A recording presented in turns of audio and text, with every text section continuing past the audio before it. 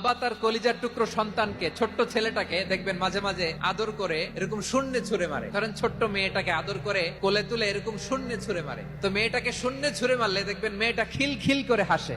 ও যদি নিচে পড়ে ওর হাতও ভাঙবে, পাও ভাঙবে, তারপরেও হাসে। কেন হাসে? কারণ মেয়েটার বিশ্বাস আছে যে আব্বু আমারে ছাড়বে না, আব্বু আমাকে ঠিকই ধরে ফেলবে। চিল্লায় বলেন ঠিক কি না?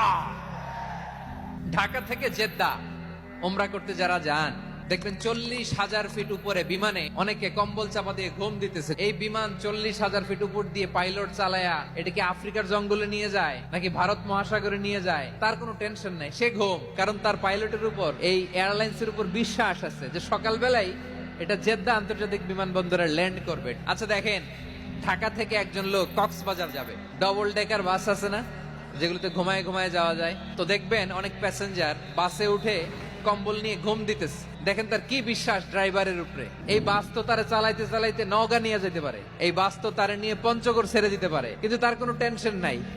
সে দেখবেন ব্ল্যাঙ্কেট নিয়ে কম্বল নিয়ে দিছে জনমের ঘুম। এর কারণ তার বিশ্বাস আছে যে সকালবেলা এই বাস কক্সবাজারেই পৌঁছবে।